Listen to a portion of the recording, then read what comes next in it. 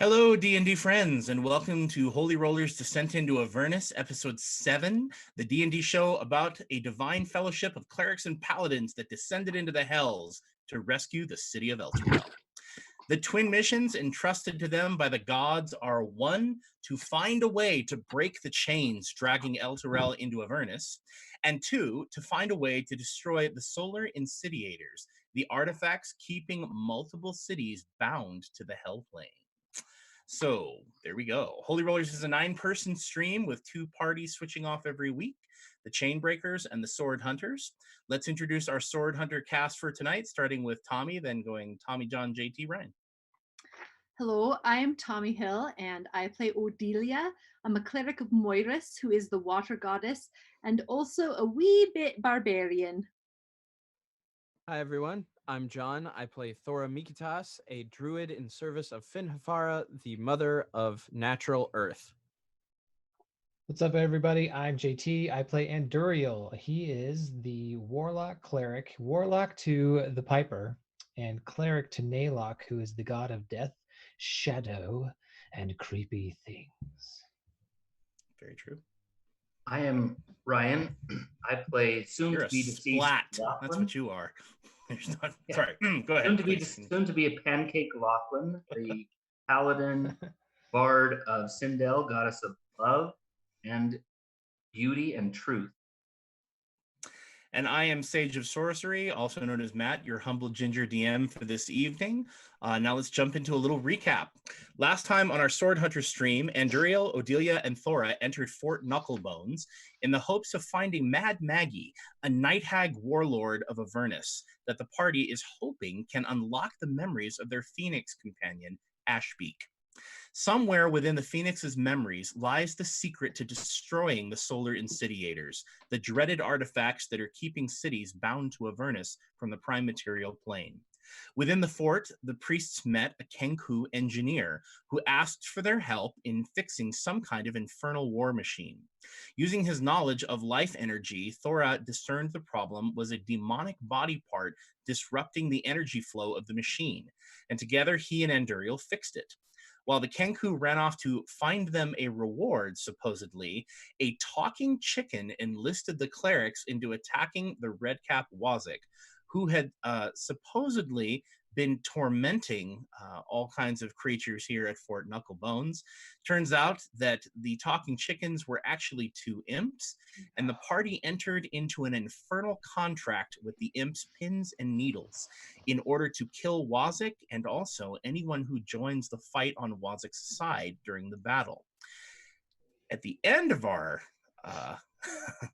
little combat, Lachlan Dulay was about to arrive at Fort Knucklebone on the back of a Pegasi with another one of the Sky Wardens, the knightly order from Horta.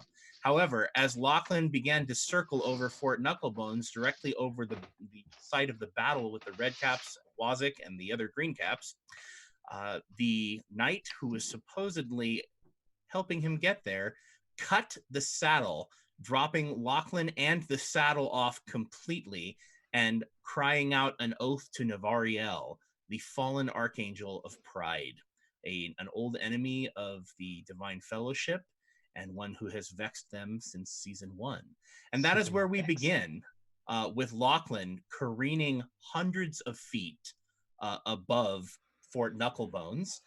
Lachlan, you could see a number of things going on down there. You looked like, from bird's eye view, you saw Odelia channel divinity.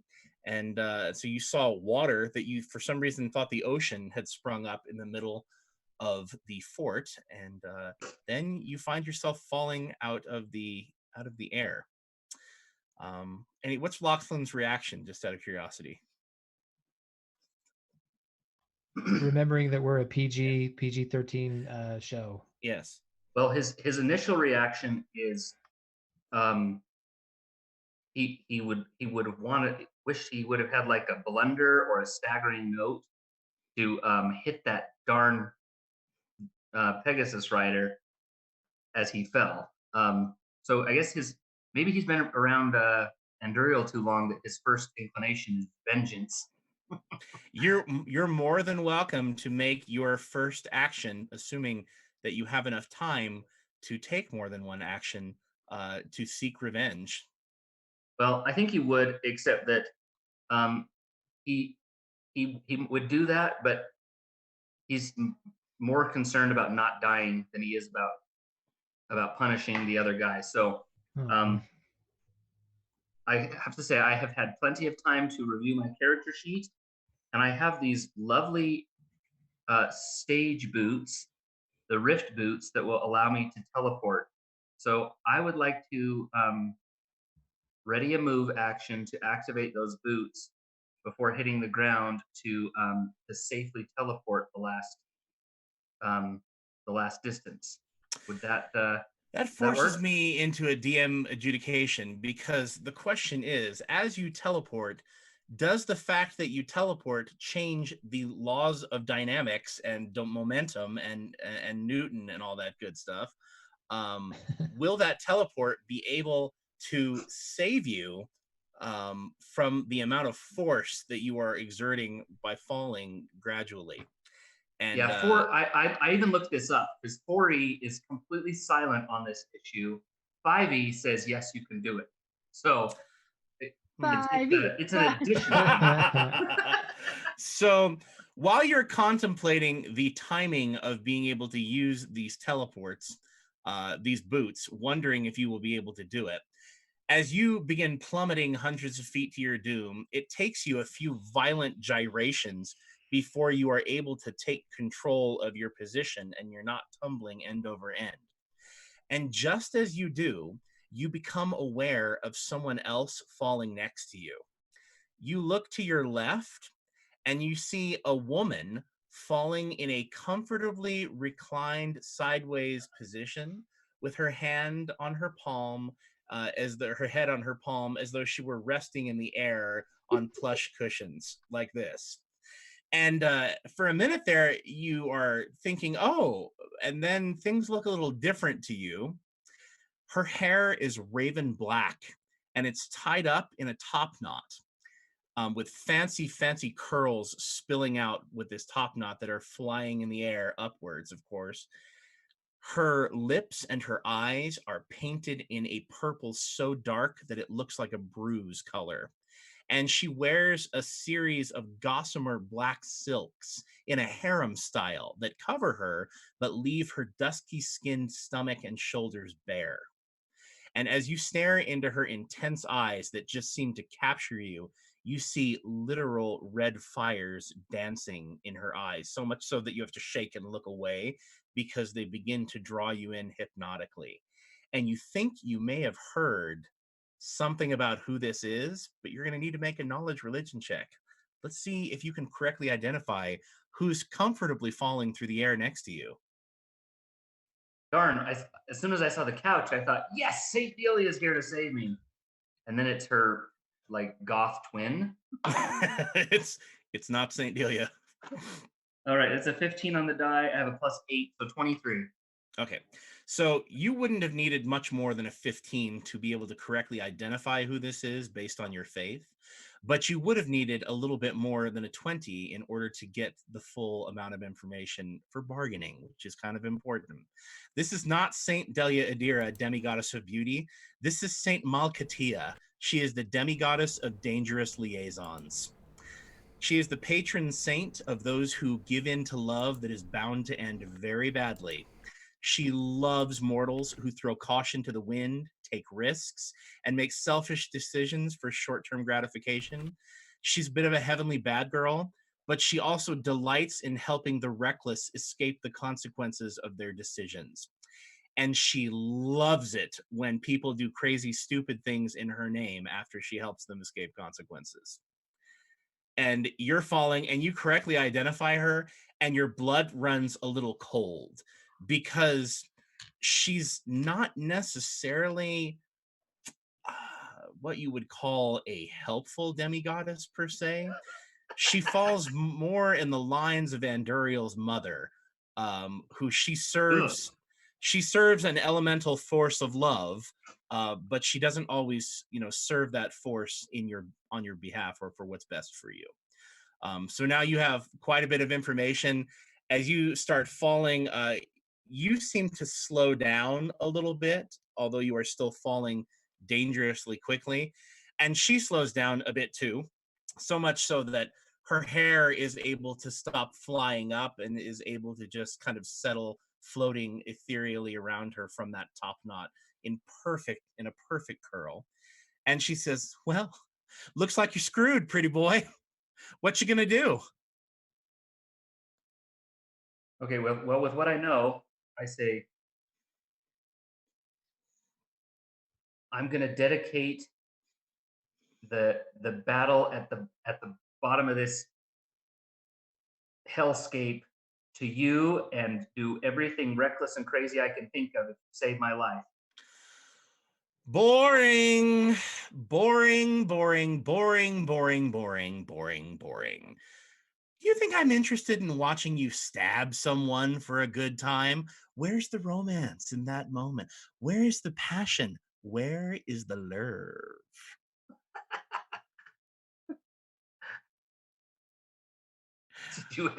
Did you have an object of my affection in mind?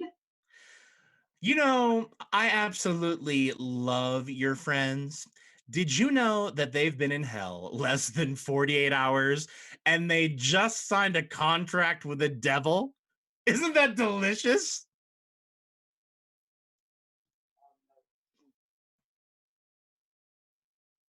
Ryan's frozen. I'm assuming Oh, I'm assuming that Ryan is I wish I could frozen. say I'm surprised. Am I frozen now? You're frozen. Okay, the last thing I heard was I wish I could say I'm surprised. So let's go back. She says, "Isn't that delicious?" Yeah. He says, I wish I could say I'm surprised, but considering the events of the past few months, I'm surprised we lasted 48 hours. She says, Here, here. "Well, she says, I have slowed you down for a moment, but you realize you're going to go splat in, well, 1, 2, tick, tick, tick, tick, tick. I could save you. Of course, you know there are consequences to me intervening. Of course, you could save yourself if you were intelligent enough to do so." Well, I'm gonna try and use my boots. And she says, "Great. What are you going to teleport onto so you can splat? I mean, at least you'll get to choose where you make a mess."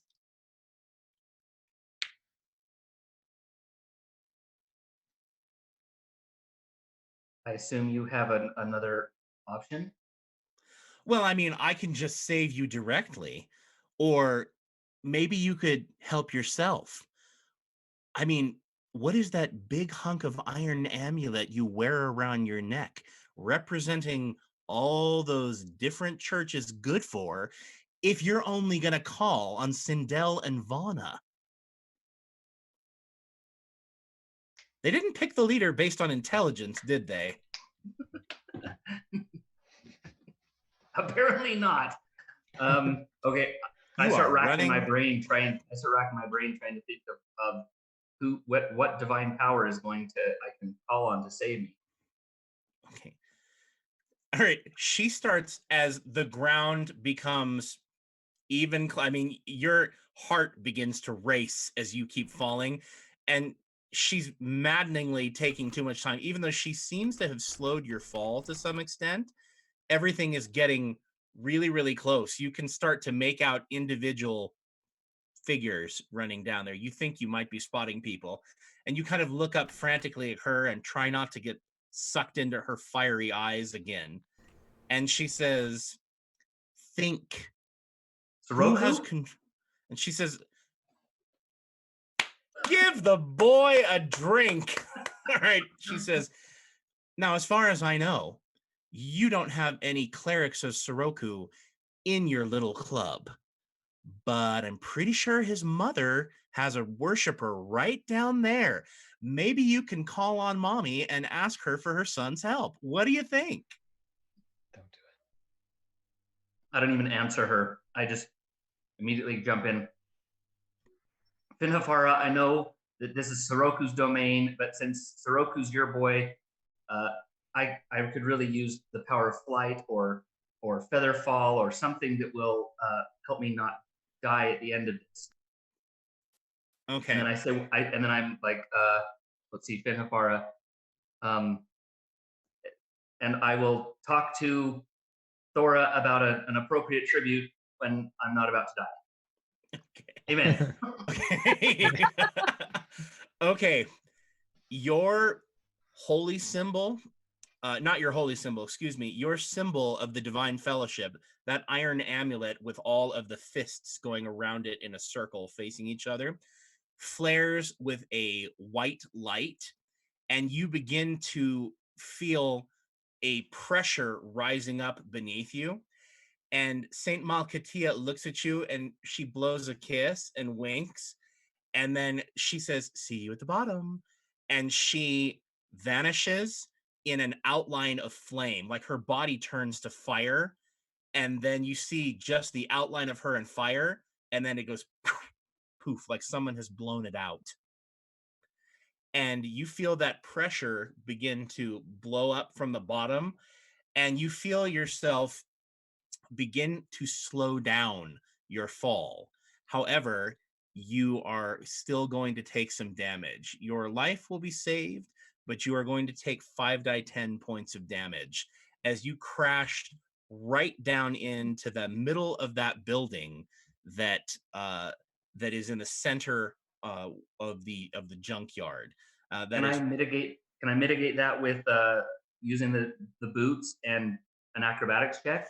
If you make an Arcana check, if you make, we'll say it's a 19 Arcana check, I will let you half that damage using your teleportation boots.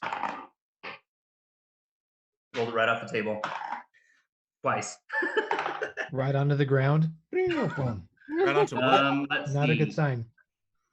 That's a 9. I have a +8. What do I have to roll? A 19. Okay. Where can I squeeze a +2? Well, not from anybody up here. Like, From Well, your wee do any of boots. us see this? Oh, I have Adept's Insight. Yes, I can roll it a die 4 and add 1 die 4 +1 to it. That'll get me my +2. okay. Alrighty. So, my friend, you will take half of 5d10 points of damage. It would have been 15d10 had you not managed to slow yourself down, which would have been ugly for you. So, there we go. Oh, that's not so bad. It could be worse. I mean, it could be better. It's 27 plus 13. So 40 points of damage. You take 20 points of damage and you crash through what turns out to be some kind of a junkyard shed. Lachlan, you go crashing through square 14L. And on this round, on your turn, you will be able to go.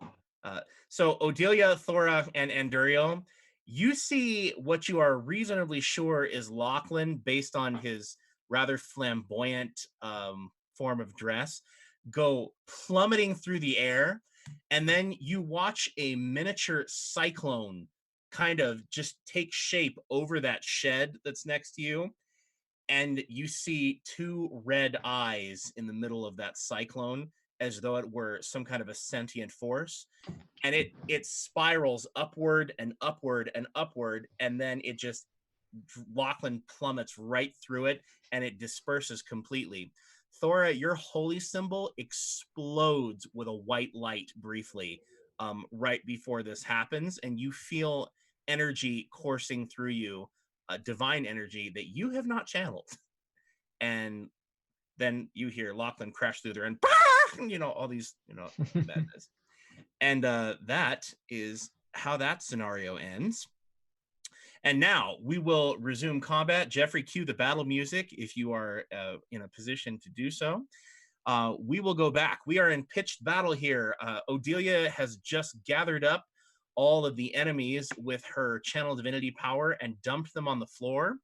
Wazik has been grasped with the grasp of the Iron Tower from Anduriel's spell. And there are beetles crawling all over all of them, eating them alive. They are dazed and prone and in a really, really, really bad way, unfortunately for them. And we will pick up with Anduriel. Anduriel, you watch Lachlan go plummeting through that shed, and you see soaking pile of green caps and red caps. Odelia and Thora on the other side. He just can't help himself. Ladies and gentlemen, can we have a round of applause for the voice of the Divine Fellowship? There he is. He does make an entrance, doesn't he? Here we go. What would your mother say about this entrance? It's an entrance to die for, right? I mean, nice of you to join the fray, friend. After this, will you explain to me why the Baron is in charge?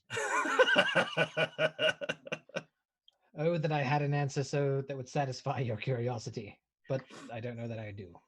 Anyways, there is the matter of the Wazik to deal with. So, imps, are you watching? And I'm going to attack Wazik with Shadow Claws. This is versus Fortitude. All right.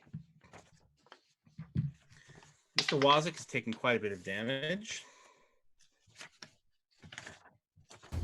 25. That is a hit. Okay. So, what's the damage here?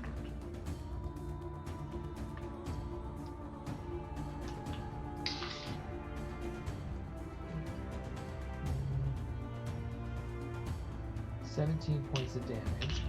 So what happens is, as he's getting grasped by the, what was it? The shadow? No. It was the Iron Tower. The grasp of the Iron Tower. That sort of fades just a little bit. But Anduriel, he's not a fan of letting Wazik go anywhere, so he calls on the Shadow Claws. And what happens is a cloud of freezing shadow rolls over Wazik, wraps around him, and then it turns into this snarling beast, and it lashes out. If he ever tries to move, he kind of shifts one way or the other. The shadow beast just lashes out and attaches onto him, so he cannot move. If the target moves during its next turn, it takes cold damage equal to my dexterity modifier. So okay, well he might not want to move anyway because he's dazed, and Odelia has knocked him flat. But here's the sad part. Poor Wazik has been slammed into the ground by Odelia's miniature ocean, and he's thinking like, he's like just getting up into a resting position, and your Shadow Claw comes and grabs him and goes wham and pins him into the ground, and he squeals and calls out for Chuka and Klong. Chuka Klong! Again. Help!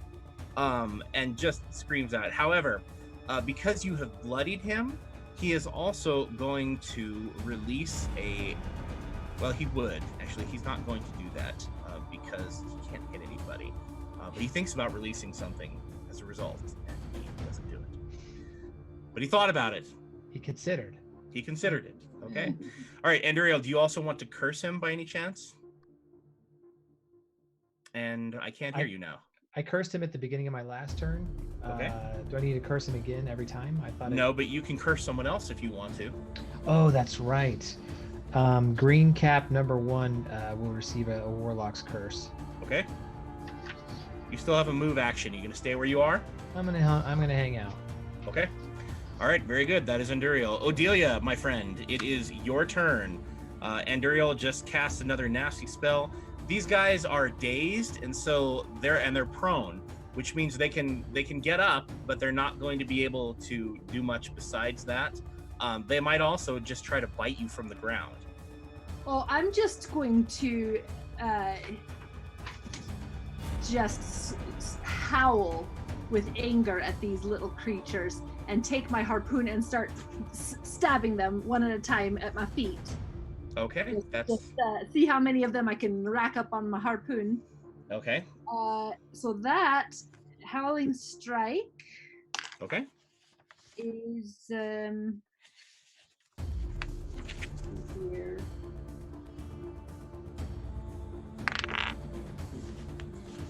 It's a 20, a dirty 20. And that is you're attacking the red caps, right? Yeah, that is just the one right in front of me in 13-0. That is enough to hit the red cap. All right. Let's see now. That would be 16 damage. Okay. All right, and Odelia begins fishing. So, and Yeah. Howling Strike. Yep. Okay. Does she say anything as she sticks him, or? Oh, you wee beasties! Okay, so she drops him in front of him. They're soaking, and then we beastie. You stick into him, and he's like, ah! And it screams on the floor, just hating its life. It's generally just all kinds of badness. That is Odelia's turn. Okay, Lachlan, you look up briefly from inside the basically it's a chop shop. I mean, more or less. There are, there's dust in it, and it kind of makes it hard to see, everything around you. But it's a pretty ugly situation in there. There's wrenches and pipes and wood and screws and nuts and bolts all around you. I mean, you're in an absolute mess of difficult terrain here. And as the dust clears a little bit, you catch sight of a kenku in some kind of a thick vest with all kinds of tools strung throughout it. And you fall through, and he looks up and he goes, and I mean, who knows what he's saying. It's just kind of an unintelligible nonsense mess. And he's not speaking telepathically at you. He doesn't know that he can yet. But he looks at you, and he pulls some kind of a pistol from off of his side, and he points that pistol at you, and he fires it at you, Lachlan. What is your AC, my friend? Lachlan's having a hard day. That's a bit brutal. Go through a roof, and now I'm getting shot. My AC is 21. All right, he has a plus 13, so he needs an 8 to hit you. Wait, where is he, Matt? Where is he? He is in square 14I. Okay, so since I'm prone, he has a -2. Because it's a ranged attack. And I'm taking every penalty. He got a 13, and he only needed an 8, so I guess he needed a 10, so he still got you. Any other tricks you got that you can pull? No. Okay. All right, Lachlan, he fires some kind of dart into you, and you only take 8 points of damage. However, he fires some kind of dart into your neck, and it's kind of an ugly proposition. I need you to make a perception check now.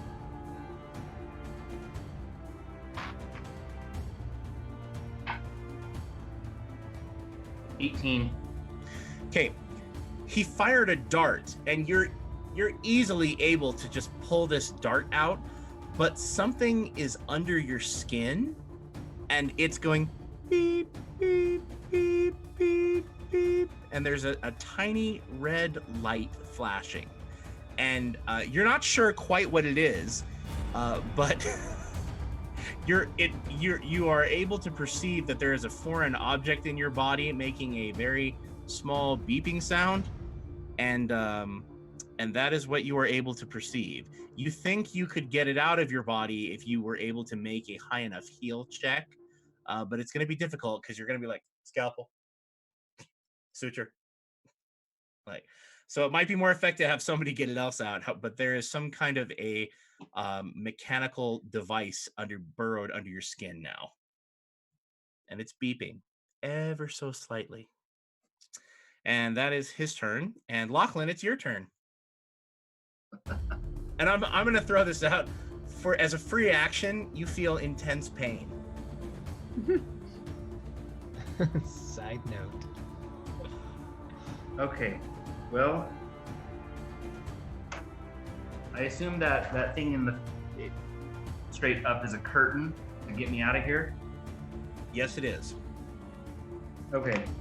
Well, I'm going to stand up. Okay. I'm going to use revitalizing incantation on myself, and because I'm hurt and anticipating more hurt. So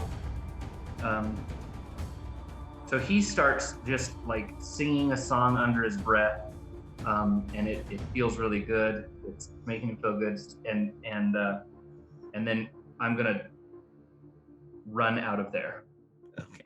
Like, Okay. Run. You stand up, you heal with a minor action and run. Uh-huh. Okay, you have 1 square of difficult terrain around you from all the debris. Okay, so I can go 1, 2, 3, 4, 5. So with 5, 6, 7, I can get out. And is Anduriel still in square 2-0? Yes, he is. Okay, so I'm gonna move to square N9, and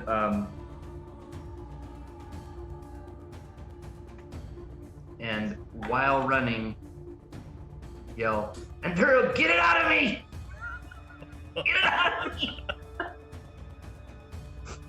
Okay, Odelia and Thora running out of this thing comes this teenager screaming, "Get it out of me! Get it out of me!" Oh, frantically. He's covered in dust and soot. His hair is messed up.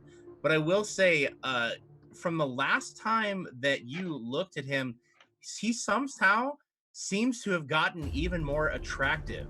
You're looking at him and you're like, wow, he's musk, but it's almost like the ex-surfer look. He's just, I mean, he's cute. He's cute even when he's musked, falling through roofs and screaming, "Get it out of me! Get it out of me!" And it's noticeable. And that is Lachlan. Thora, my friend, what is your dexterity? My dexterity? Yes, your dexterity. I wasn't prepared for this question. 275. 14. All right, your dexterity is a 14. Their dexterity is only a 12, both the Madcaps and the Redcaps. So you may go first, my friend. Excellent. He sees Lachlan, and I can't get to him. You got a whole mess of people in your way.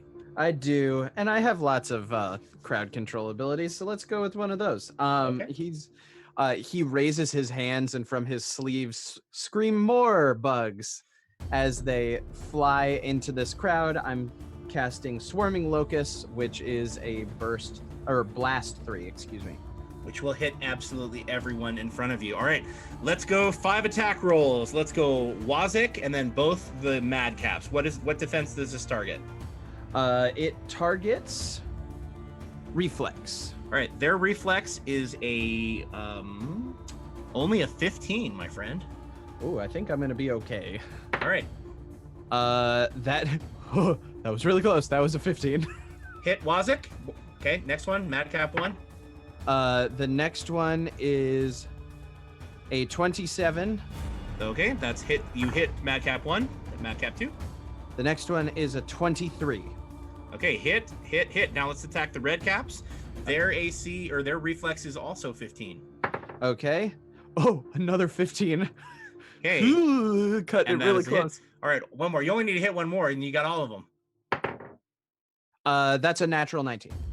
Okay, excellent. You hit all of them. You only roll damage one time, and everybody takes it. That is 11 points of damage. Okay. And every enemy in that zone grants combat advantage. Very nice. Excellent. That is what Thora is good at. He is good at making sure things get hit. Okay. And dealing damage over a very wide area. Okay, so Wazik and the Madcap with their green caps next to him, they look like one good hit, and they're both done for. The other Madcap to the right looks like he's got plenty of hit points to go. The Redcap right in front of you and Odelia to the left, he's pretty hurt. He looks like he's definitely bloodied. Looks like maybe 1 or 2 hits could take him down. And the Redcap that is to the right of you he looks hurt, but he still looks like he's got quite a number of hit points. So that would be their turn. Your turn. Anything else? You still have a move and a minor. Oh, right. I'd completely forgotten. I'm going to how does Lachlan look? How bad off does Lachlan look right now? I just healed myself, so he looks scuffed up a little bit, and then I've got a nice rosy shield of energy giving me temporary hit points. So, but he looks. I will say so. Physically, he doesn't look too hurt. Emotionally, he looks frazzled, at least as bad as you've ever seen. Gotcha. Pointing at his neck, like. In that case, Thora is not. Well, you know what? Thora is going to use Seed of Healing, just in case he needs it. Okay. Mark that off. And that will end his turn. Okay, now Thora, you can cast Seed of Healing at the beginning of every day and just have it. You don't have to use that turn during combat. We can just assume that you have it. So if you would like, you can take your minor action to throw it to him, but you don't have to, because that carries risks as well. I mean, he's his back is turned to you and he's frantic. So in that case, just as a precautionary measure, he will pass it to Odelia. Okay. Who's right next to him. He will hand the Seed of Healing to Odelia. And just for reference in the stream and for Tommy, Seed of Healing allows you to spend a healing surge. Oh, wait, no. I spend a healing surge. You don't spend a healing surge. And you regain hit points equal to my healing surge plus 10. Ow. Which is mucho. That's better than what I was going to do. Let's do that. Okay. So that will end his turn. Okay. Well done. What do I do with this? Eat it. Oh, me now? Okay. If you need healing. Oh, not now. Okay. Odelia, you say, "What do I do with this?" And you hear a little voice say, "Why don't you try smoking it, honey?" What? Like, Thora, as though it were whispering. No. Was it that chicken? Where's the chicken? The chickens are around the corner. They don't want to be anywhere near when this is going on. Hey man, you should try smoking that, man. Just a mischievous female voice, possibly telling you to smoke it instead. See what happens. Yeah. I just say no. Okay, that's very nice. Okay, beautiful. All right, Thora, my friend, you take your turn and you triggered one of the Red Cap's ability called Bloody Disadvantage when you bloody him. Okay. The other one has not been bloodied yet, so your beetles stream and start eating him, and he is going to burst out with a gout of blood from one of these that is going to be an unpleasantness for you. Okay. The target who wounded the Red Cap is blinded by the blood and makes attacks at greater disadvantage save ends. So Thora, your beetles go crawling over him, biting him, and then squirt, all this blood flies into your eyes, and it burns and scalds you, and you are in a bad way. But that's what happens when you whack a Red Cap and bloody him. Who knows what happens when you bloody a madcap? But there you go. And now it is their turn. They are all dazed because of Odelia's channel divinity, and there's very little that they can do. So the Red Caps are going to both use Bloody Regeneration. Oh, they can't do that yet. They have to hit with a melee attack first. There's no blood for them to use. So I'll tell you what they're going to do. They are going to, from the floor, and take a -2 to attack, try to use Clinging Bite on Thora and Odelia. And that is what the Red Caps will do. So, Odelia, what is your AC? Oh, no, just kidding. 20. Okay, well, they only have, because they have a -2 because they're attacking from the ground, they only have a +6, so they need a 14 or higher. That's a 10, Odelia. That is a miss. Thora, what is your AC? 19. All right, he has a 6. He needs 6, excuse me, I can't with the math. 13. 13? 13. That, unfortunately, is 17 plus 6, which is 23. That is Thora, okay. my friend, you take 11 points of damage, and the Red Cap number 2 right in front of you bites you and manages to crawl onto your back. He is now in your square. Okay. So red cap number 2 is no longer in that square. He is in Thora's square. And he has bitten Thora and scrabbles onto Thora's back. And just, yeah. And Sparky in chat says ew. Yeah, sorry, Sparky. Yeah, and there we go. And that is unfortunately all they're going to be able to do for them. Now it is Wazik and the Madcap's turn. They're in a bad way. They're in a really, really bad way. They're going to take their turn to stand up. Oh, are we stuck? Oh, sorry. Are we stuck for a Ah, second? Come on. I don't know what's happening. Murray, how could you? Is somebody frozen? Sorry. Okay, no problem. Wazik and the Madcaps, all they can do on their turn is stand up, presumably because they're desperately hoping to be able to run for their lives after this one. And that is where we find ourselves in that circumstance. Okay, and that's their turn, back to the top. And Duriel, it's your turn again. Okay. Well, the voice is yelling and screaming something about his neck, something. So He didn't say neck, he said Anduriel, get it out of me. get it out of me, but he's pointing. He's like, ugh. I assume he's. You correctly assume that he's And Duriel's, what have you done now? He's gonna start marching over to Lachlan. What have you done? So he comes over. I'm gonna move over by Lachlan. Okay, you have just enough movement to get there. What So square do you I'll want to be in? N8. Okay. So I should put me right next to him there. And I'm And going Duriel, please make a perception check. I shall perceive something. That's not very good.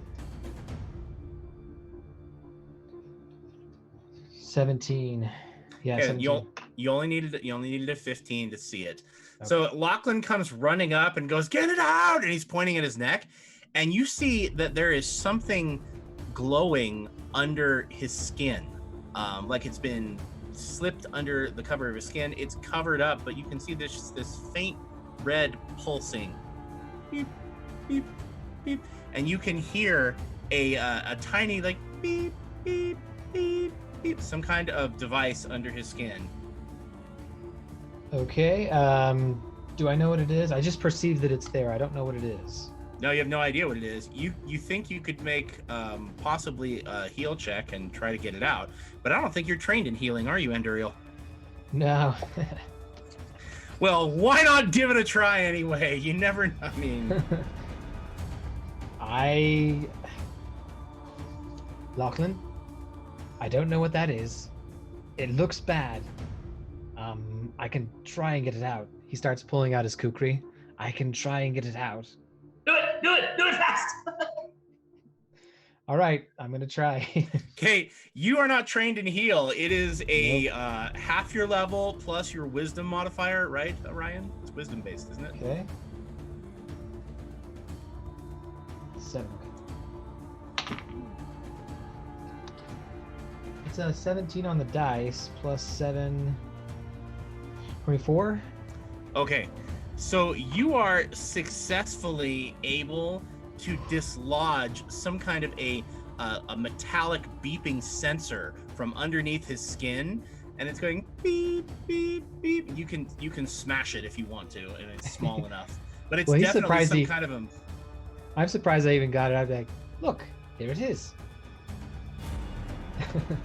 I was just like, I got it.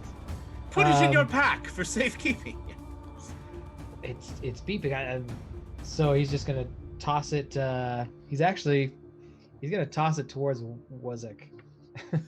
You're gonna toss it towards Wazik? Try tossing it toward Wazik. Okay. I'll let you do that with a minor action. Please make an attack roll. That is a 4. All right. So Andera, you go to chuck it at Wazik, and you fling it behind you. Being like several feet behind you. Not right. great at the sports ball. All right, your turn is over unless you're planning on using an action point. No, that'll do. Okay. Alrighty, that is Anduriel's turn, and now it is Odelia's turn. All right, I am just going to spear that little wee beastie in front of me again with Holy Okay. Strike. Oh, but that's only a 2, so it's a 13. I think. Okay. Just unfortunately not good enough. So Odelia, you're harpooning. You got him one time and he just screams bloody murder. He crawled up your harpoon for a second and tried to bite you, and you kick him back down, and then you lift your harpoon up again and you spear down, and he rolls over to the side, and your harpoon digs into the sandy terrain in front of you, but you miss him. So the minor and a move. If you'd like All right, to do I am going to stay here because I don't Okay. want to let these wee beasties go anywhere, but I am going to cast Bless on myself and all my allies. So everyone gets a +1 power bonus to all your attack rolls until the end of the encounter. Very nice. Okay, so you cast Bless, and what do you say when you cast it, and what happens? Well, of course, a gentle rain begins to fall, and I shout, I've got a wee boosty against these wee beasties. Okay, so the rain, a very gentle and very pleasant rain begins to fall. As it hits you, it very much reminds you of Moirus's rain that is slowly falling over the city of Horta that we've left behind. It falls on you and it's a relief, but it falls on the madcaps and the redcaps and on the Kenku in that little shed with a nice big hole in it that Lachlan left, and the redcaps and the madcaps are like it's burning or something, and from inside the shed you hear like just some angry chirping. Who knows? You're rusting his tools. Who knows what's going on? Very good. And now it is his turn. He looks really irritated. That Kenku comes out of the shed, and he is in square 11N, right in front of Anduriel and Lachlan. Comes out and he kind of looks around and takes stock of what's going on. Sees all these, damaged, bloody, bleeding, beat up green caps or mad caps and red caps, and it's just an ugly situation. And he looks at you, Lachlan, and makes some angry chirping sounds. And he does a couple things. The first thing he does is he lifts up another gun, and this one is kind of more of a rifle, and he pulls this big old rifle off of his back, and on this rifle is what looks to be a pinchers, like a man catcher or something like that, and he chirps angrily at you, and he fires that gun at you, Lachlan. What is your AC, my friend? It's still a 21. Alrighty, and he gets himself a 23 to hit you, which means, Lachlan, you take, ooh, that's ugly. 17 plus 5 is 22 points of damage. Now here's the bad news. Lachlan, this thing nails you, it hits you, and it traps around you like a vice. It clamps over you, but then 2 more pinchers stick out of it, and they reach around and trap you to Anduriel. You two are bound together, clenched together by some kind of awful mechanical device, and it is squeezing both of you. There is a lot of pressure. It's not doing damage, but you are both restrained, and you are bound to one another. Friendship. And there is no save to get out of this thing. You will have to break this or get out with an acrobatics or a thievery or athletics check. Very similar to the get along sweater we have for my kids. Yes. And yeah, you guys are trapped in this horrible clencher contraption. And with his minor action, he takes that dart gun that he shot you with, and he reloads another dart into that with a beep beep sensor into it. And that is his turn. And now, Lachlan, it is your turn. as you are attached to Anduriel. Okay.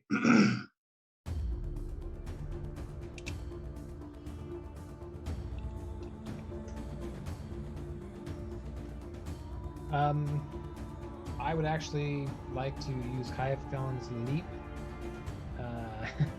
Is that an immediate reaction? And enemy hits with an attack.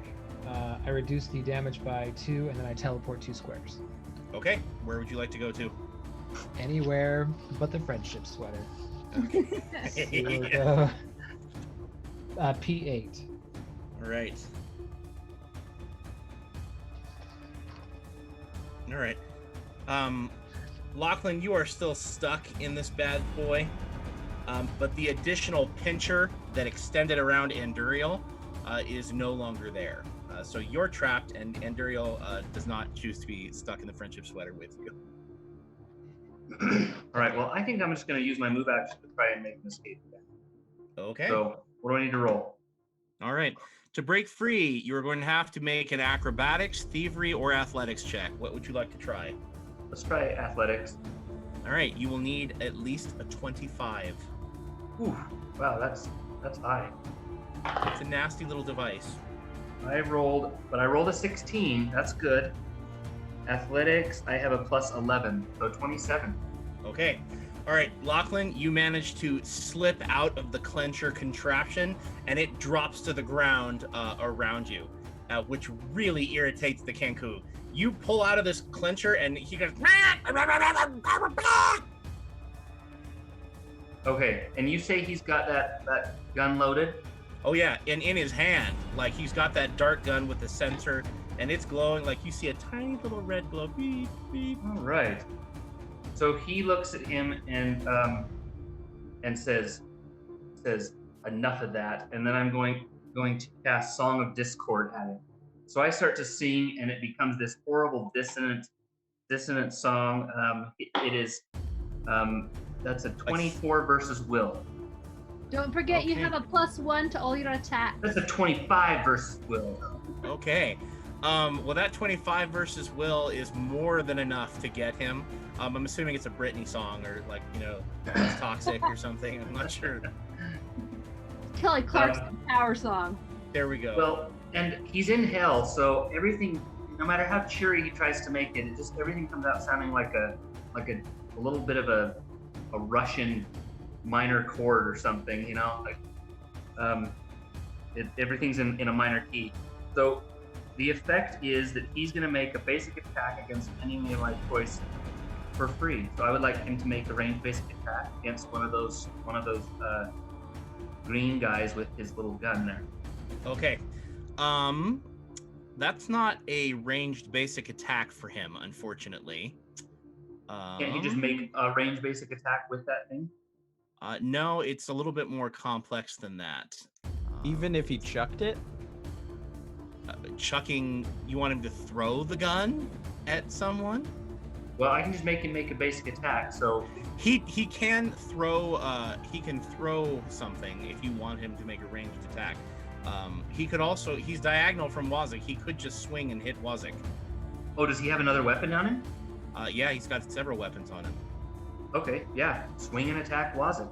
Okay, so he drops that rifle with the clencher contraption that he had and pulls a big old warhammer off of his back that's glowing with fiery hellish runes on, and he takes a swing at Wazik and rolls a 31, which, as it turns out, is pretty ugly, and then rolls an 8 on the die and does 15 points of damage and kills Wazik.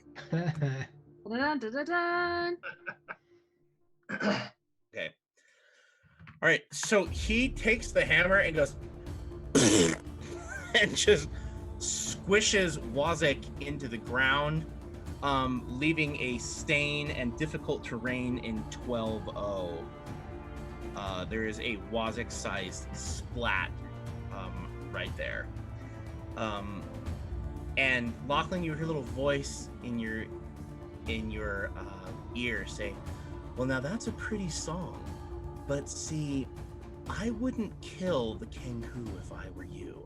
Oh, except didn't you sign a contract saying you'd kill anybody that was fighting with Wazik? Oh no. If you don't kill the Kenku, you're going to break your contract with the imps. Lachlan didn't. Uh-oh. I didn't make the contract. Voice. Okay, well, there's no response. Malcata. So he is dominated. So that was the effect. The hit is he's dominated till the end of my next turn. So on his turn, I get to make him shoot that gun because it's not just a basic attack. On his turn. Will. All right, he's dominated. You said. Yeah. Okay. Shooting the gun is not an at will. It's an encounter power. It's rechargeable. Okay. It's rechargeable, but it's an encounter power. Yeah. Okay. Well, that hammer seemed to do just fine. So we'll be controlling him. So I still have a minor action. With a minor action, are any of my allies hurt? Sparky's in chat going, "This is my fight song. Take back my love." Very nice. I'm sure it's very dissonant. Yeah. Okay. I was picturing more like screamo and metal, like, Mariana Little Lamb, something just awful. Like, I don't know why it was bad, but I like that version better, Sparky. Okay, very nice. Okay, you have a minor action and you want to do what with it? Who's injured? Is anybody injured? I've taken a hit, but I'm okay. Okay. I'm not injured at all. Well, then I will use my minor action to do some bardic inspiration. Okay. And I'm gonna pass that off to Anduriel. So he starts just saying, you got a friend in me. Oh boy. You got a friend in me. I was picturing the Golden Girls, thank you for taking that thing out. Yeah, that's a good one too. Yeah. But that's good. Do you manage to throw something in there about removing dangerous foreign objects from people's bodies, or is it just pretty standard? Yeah, no, there's definitely something in there about only a true friend would attack a friend's neck with a kukri to save his life. So, okay, beautiful. Andrea, you're moved to tears by the song against your better judgment. Okay, alrighty, and now something like that. Yeah, and that was Lachlan's turn. Thora, it is your turn, my friend. With this, remember you are blinded, unfortunately. Oh, that's right. I am also blinded. You are blinded, save end. So at the end of your turn, you'll need to make a save, but you still have a full turn. You know what? I'm gonna just go for it anyway. With this red cap on my back, can I move, or am I technically like grappled, restrained, whatever? You are grabbed, but you can move. It's a different kind of grab. Okay. And this will probably provoke an attack of opportunity, but I'm okay with that. Okay. Can I shift to Q13? You can shift to Q13, and shifting does not provoke an attack of opportunity. Oh, right. Can you shift while you're blind? A shift is a 1 square movement. Oh, in that case, yeah, sure, I'll do that. Okay. And from there, which I am now out of range of my ally for this attack, I'm going to use Insect Swarm with my +1 bonus and combat advantage because they're still in the area of effect that I have created. That's true. So you have a net -2 dealing with all of that. Yeah. So I am going to burst 1 Insect Swarm. Okay. You got two more madcaps, and the one on top of you that you'll hit. Yeah, and this is versus Fortitude. So. All right. And you said it was a cumulative -2 at the end of it? Yeah, so whatever you rolled is 2 less. Math. Dirty 20 on the first. Okay, that's it. That's Fortitude, you say? Hit? Yep. Okay. Second one is...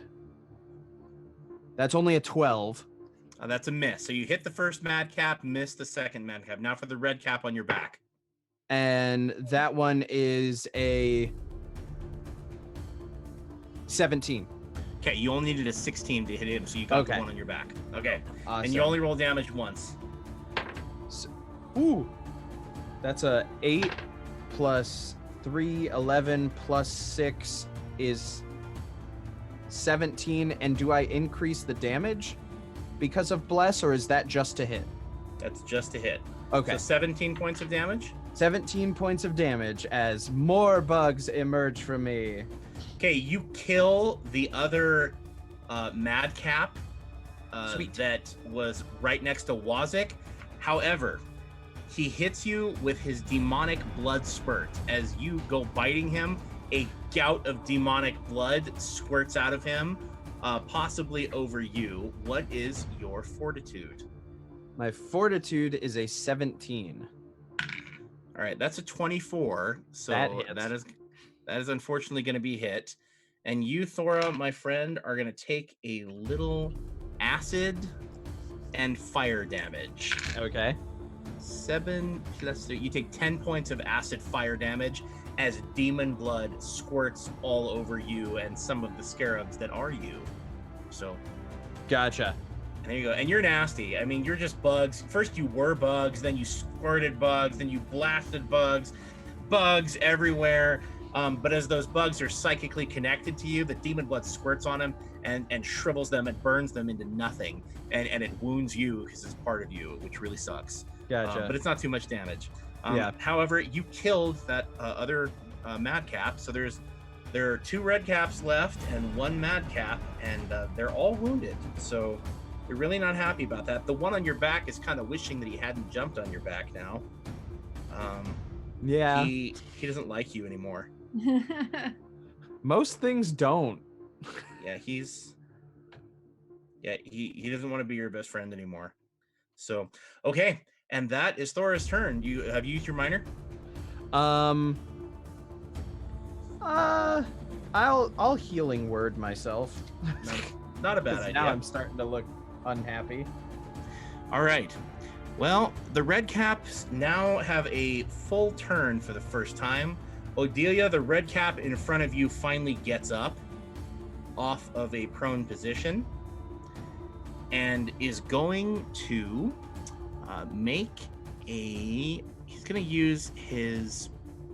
to try to use his sanguine glamour at you. And Odelia, it is going to provoke an attack of opportunity from you. So go ahead and attack, but he's desperate because the battle's getting ugly and it's turning out of their favor. So Odelia, he flings blood at you, and the blood is kind of like glowing, and it dissolves into a mist that kind of just hits you in the face. And we shall see how this works. What's your will, Odelia?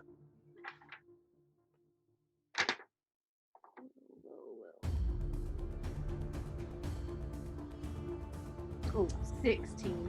16. Okay. Well, he only has a +6. Red caps aren't as powerful as mad caps. However, that is a 21 that he gets. So Odelia, he hits you, but you get to attack him first. What did he need to hit? He needed a 10, but he rolled a 23. Oh, so a +4 is not going to save her life then, huh? No, but she gets to attack him first. Taken any damage? I'm all right. Go for it, Odelia. You might roll a natural 20 and negate his hit. Oh, all right. Yeah, attack of opportunity. I did not roll a natural 20, but it is an 18. Or is it a 19 with your spell? No, that included my bless. Oh, she only needs +1 to hit. You missed by 1. Oh. No. Can I take that first roll I did instead? Did you already roll? Yeah, I had rolled, and then you said roll again. Oh, my bad. Yeah, what did you roll the first time? You can take that first roll. Oh, okay, then that was a 21. That's a hit. Go for it. Let me think now. That's more than a hit. That's more than enough. All right. So is that just my Just a melee basic attack. Melee basic attack. 1d8 + 6. 9. All right, Odelia, you stick him right before he hits you with this spell, but hits you with the spell he does, Odelia, and you immediately move towards Thora and take an attack against him as well. Oh no. So Odelia moves over to Squitter. Make me attack my friends. I'm trying to get to She know moves. Thora, Odelia comes charging over to you in square 13P and takes an attack. Go for it, Odelia. Get him. Oh, this is not what I'm trying to do. Oh, now I roll well. That's a 27. I think that hits. Well, he's blind too, Oh, I'm so so sorry. I'm so Oh, sorry. you hit the blind bug, actually, man. we don't know if you're blind. Thora, did you make a save? Oh, I didn't. Roll the 1d20. You need a 10 or higher. 16. Woohoo! You are no longer managed- blinded, Thora. I managed get to to see wipe it the blood coming. out of my eyes just to see my friend go like, ah. Okay, I was so like, Thora, uh-oh. you clear the blood out of your eyes just as you see Odelia go, I'm sorry! And she harpoons you right in the side. Luckily, I'm able to at least pull my punches a little bit, and it's only 4. Oh, there you go. Okay. How does it 4 when you roll a 1d8 plus 6 for your melee basic? A 2 and a 2. But your damage for a melee basic is 1d8 plus 6. Yeah. So it's at least Oh. 7. I thought it was a 1d8 plus a 1d6. So no, so instead that's an 8. Okay. Yeah, so you take 8 points of sorry, Thora. You take 8 points of Odelia damage. This isn't as too her bad. harpoon sticks into you. Okay. What's a few Odelia. points of damage Doesn't between hurt as friends? much as the insults I was hurling last time. Okay. Odelia, unfortunately, because you stuck that precious little baby with your melee basic attack, the red cap is going to use bloody disadvantage on you, and it squirts you in the eye after you hit Thora, and you are going to also be blinded by blood and make attacks at greater disadvantage.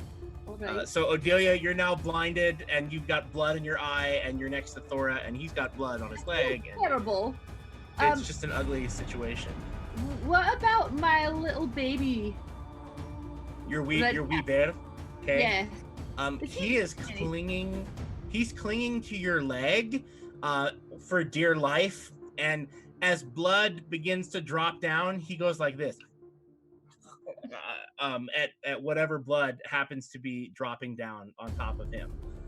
He doesn't look like he's terrified, but he's like kind of nervous. He's like, I don't know about this, but blood, and he's lapping at the blood that falls down.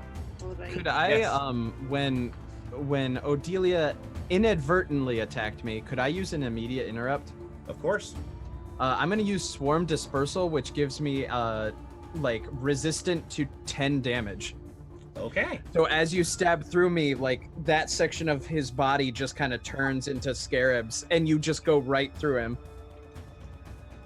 Does he say anything as she stabs into him, or does No. he do that? He's just No. like, oh Okay. no, I'm fine. Don't worry about it. Okay. Power of bugs. The power of bugs compels you. Yes, beautiful, disgusting beauty, beautiful magic. Okay, so Odelia, you lurch forward as you stab into him, and he just collapses into those blugs. Blugs, yeah, because blugs are Oh awesome. no! Did I do that? Did it make it worse? As in the bar fight, the words, the scarabs form the words, I'm fine. It's like, you That's just Last thing Thanos I him. did that go blind. Yep. And if Odelia could see, that would be great. Okay. So Oh, that that's right. would be their turn. Okay. Now it is the one madcap who is left. He's got Thora Do I in take front of any him. Damage from all these things. Do what? Do I take any damage, or am I just blinded? No, you're just blinded. The effects they've used on you don't do damage at this Right. point. Oh, Swarm Dispersal is way more powerful than I thought. I have resist 10 until the end of my next turn. Oh, sweet. Very nice. Okay, so you've you've unconstituted yourself. You're all over. He's Wow. bugs again. You're always bugs to some degree or another. You're just really bugs now. okay? Yeah. So, which is beautiful. Humanoid shape in bugs. That's beautiful. Okay, now it would be his turn. He kind of really doesn't like this scenario. Oh, Odelia, you're blinded, and he really wants to get you. But there's a problem. Okay, so he is going to shift back 1 square.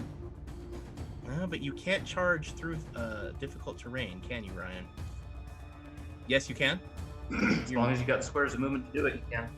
Well, unfortunately, he's got them. So Odelia, he charges around and goes into square 14-0. Who is This nasty little madcap. The only madcap that is left, Odelia. He comes around and charges you and is going to use his iron boots from hell. So he goes clomping and tromping over the dead bodies of Wazik and the other one, and he leaps at you and lifts his feet. And as they come towards you, you can't see him because you're blind. The rest of you see his boots, the bottom of them burn like hot iron, and his boots are actually made of iron, and he launches at Odelia. Odelia, what is your AC? Or your reflex, excuse me. Oh, reflex 15? That's not great. Okay. Ugh, here we go. Yeah, that is gonna be a whole lot more. That's a 23. So, Odelia, something slams into you and burns you. You take 4 points of regular damage,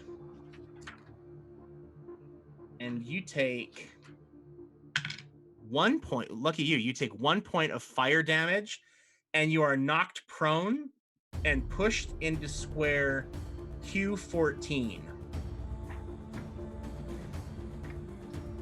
And Odelia, he kicks you and he launches you backward into that.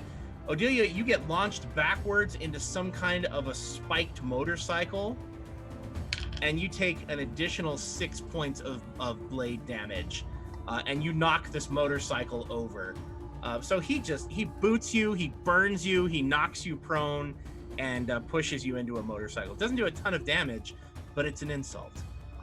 It was probably really irritating when he did that. So that's his turn. Now, for the red caps that are left. First things first, Thora, there is a red cap on your back, whatever that looks like, because you're all kinds of... He's riding a swarm of bugs at this point. And he is, however, going to use his giggling backstab. And does a 24 hit your AC, Thora? Yes. All right, well, on the plus side, it won't be as much damage, right? Yeah. Because that resist 10 is a good thing. You're bugs. I am. Okay, well, that's decent. So you would take 11 damage, so you only take 1. Nice. And you take ongoing bleeding damage 5. As he's riding this swarm of bugs, so what he does is he starts on the swarm, he starts going slat, and starts just pinning bugs to the ground with a little knife in his hand. Just pinning bugs and squishing it. And from the bottom, as he hits every bug, there's just hitting all these different bugs. It's kind of sad. Odelia, makes you feel a little bad. These little bugs are letting out noises. And that is going to be his standard reaction. He's going to use his minor action to activate Bloody Regeneration. So he, after stabbing you, dips his hat into some of the blood and puts it on his head, and his wounds begin to heal up just a little bit, unfortunately. And he will get a few hit points back. And that's his minor, and he's going to stay on your back because he wants to keep backstabbing you and keeping the damage going. However, there is another red cap, and there is no one on him. Let us see what he wants to do.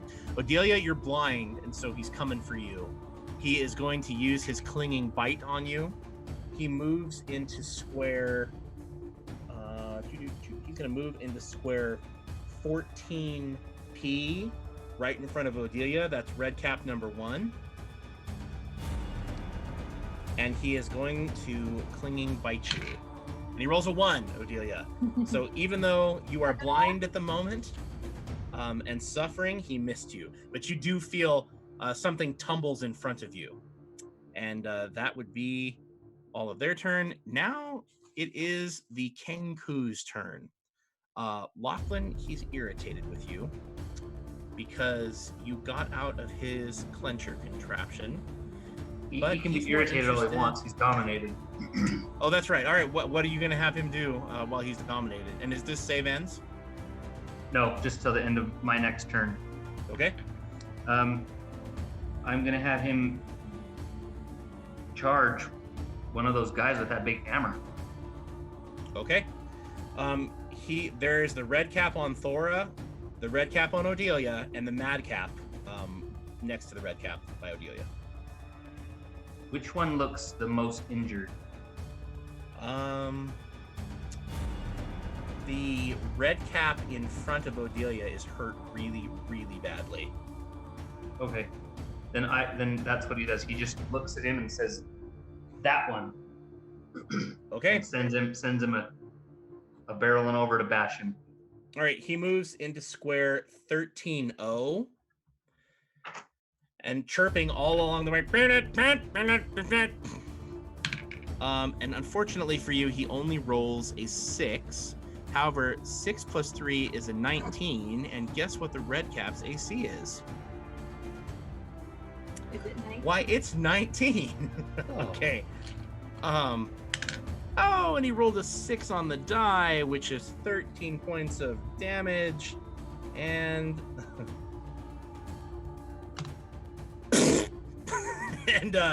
he hammers that red cap next to Odelia into a messy pile in square 14P. There are now 3 splats on the floor there as you're going. Is there a chance that when he does that the blood sprays him? What blood are you referring to? The red Don't cap. they? Oh, it's when they're bloody, not when they're killed. Well, yeah, it's when they're bloodied, and they have to choose to use the power too. They don't Oh, have to okay. just release it on command. They choose when it happens. Unfortunately, they are, being creatures of fey blood, are surprisingly in control of their own blood. So that would be all of Evil's turn. Supposedly, Lachlan, it is your turn, my friend.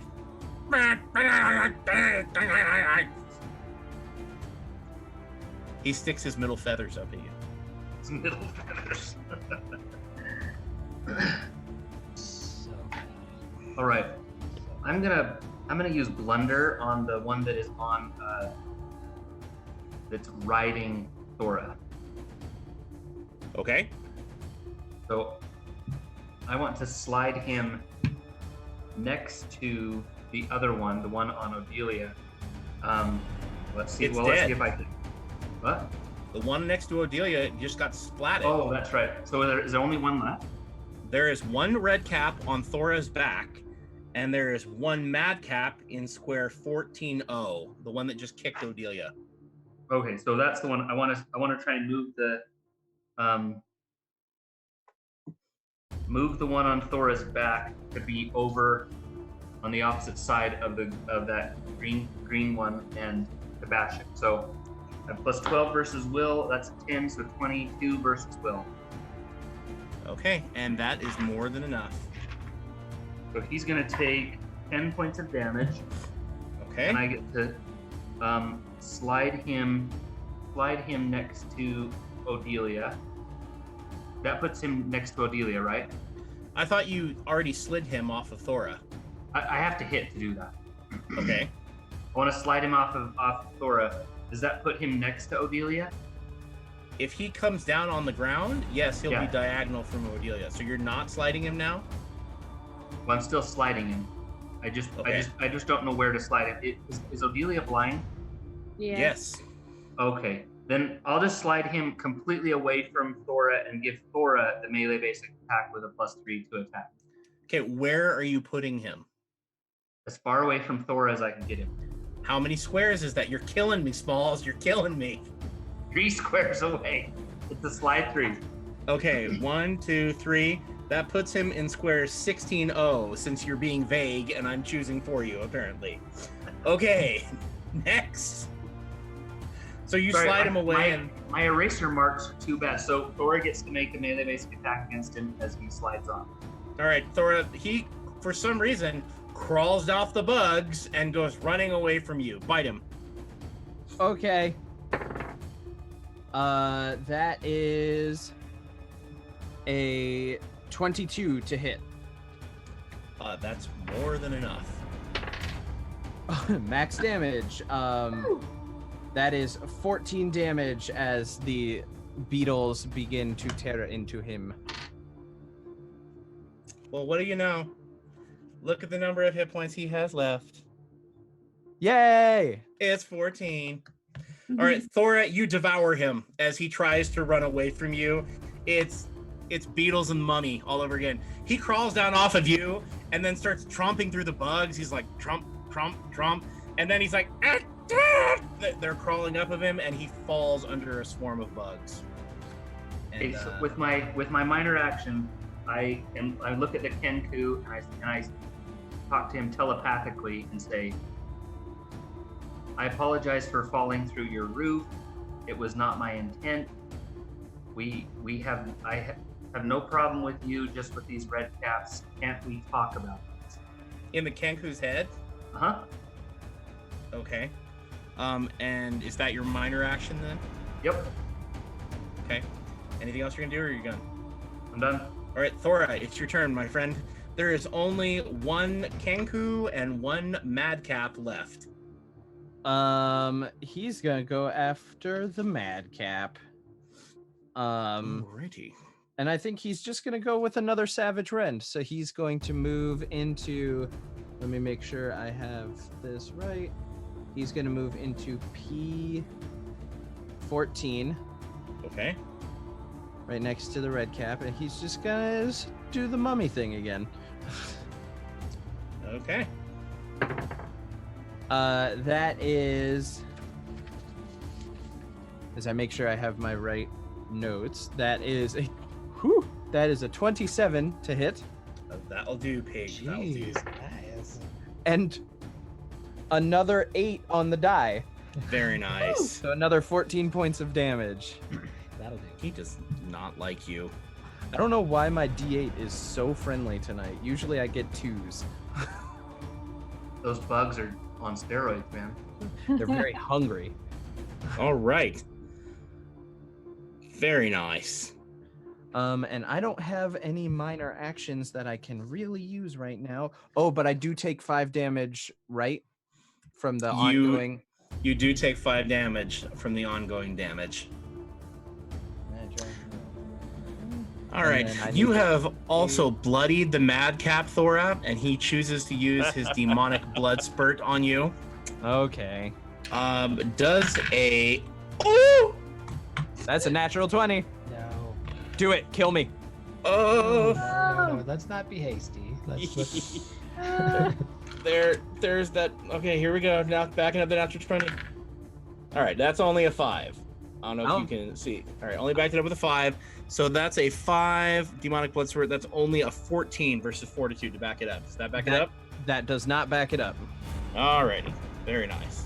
Sorry, rock the world there. All right, there we go. All right, so that does not back it off. Thankfully, you're a bit of a masochist with the kill my character. Well, no, I there's- truly believe that it's a good fuel for the fire for other player characters. Good So, like, point. I love character death because it always fuels a fire. You'll be Well, I know you'll be our who's- Coulson. Yeah. I know who is flying through the air next time. No, that's okay.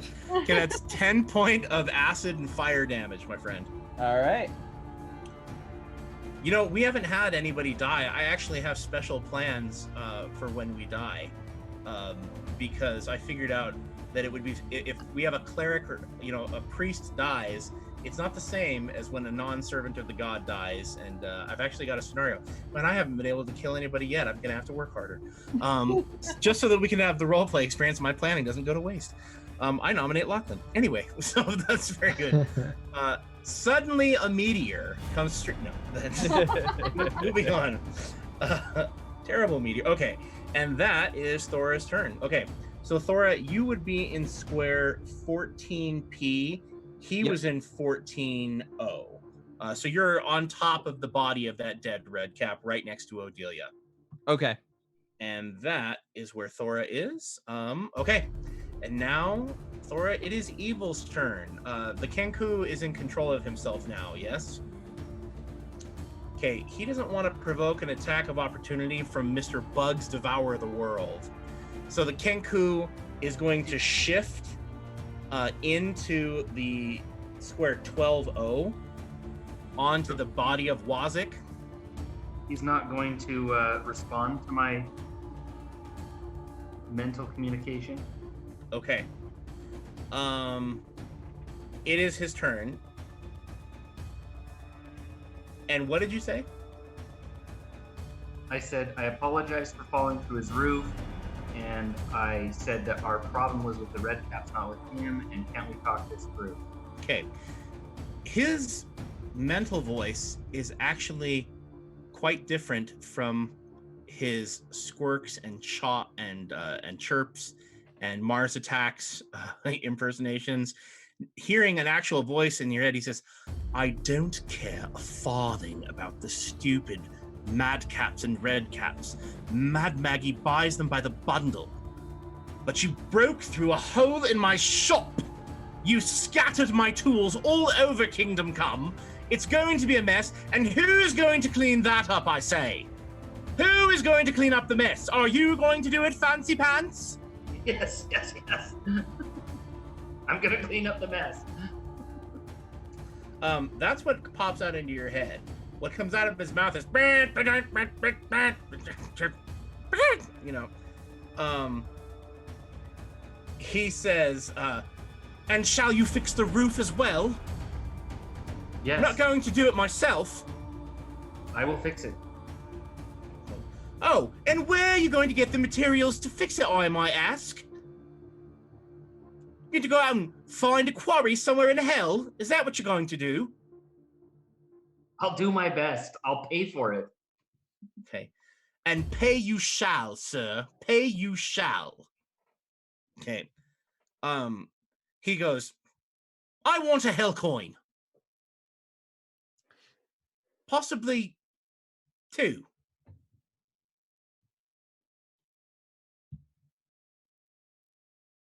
Any response? I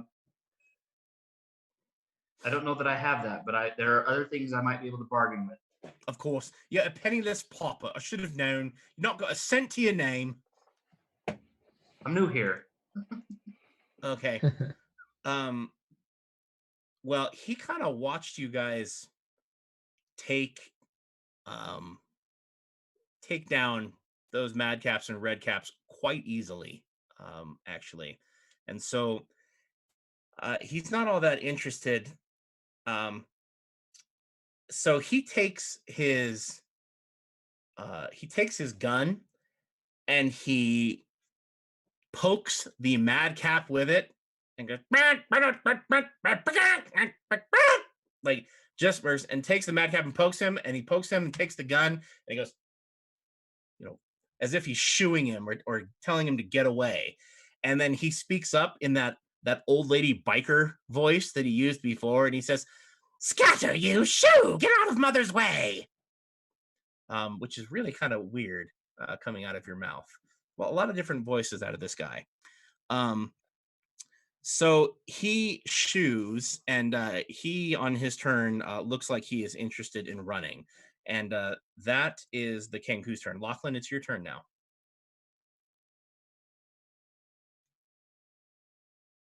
Okay. Odelia's lying on top of a turned over motorcycle of some kind. Blind, prone. Blind. Not my best moment. But I'm okay. Yeah. It's okay. I'm fine. I'm fine. I'm gonna use Mother's fine. with a minor action. I'm gonna use Divine Metal and allow her to make a save with a +6 bonus. How does that work? Just roll the 1 die 20. You need 10 or higher. Although now you only need a 4. I only need a 4. Oh, Yeah. good. You got a 3. Well, that's a 7. Okay. Okay. Did you roll a 7 or 7 total? I rolled a 7. Oh, beautiful. Okay, so Odelia, the blood is magically cleaned out of your eyes, and you are able to see again. Everybody's dead. Thora's a pile of beetles. Nothing new there. He's masked over a bunch of dead bodies, munching and crunching, having himself a merry old time. And the madcap the last madcap is like running away on his turn after Lachlan, running for his life and screaming, just screaming for his life. I just look over my shoulder at Enduriel, like, do we kill it?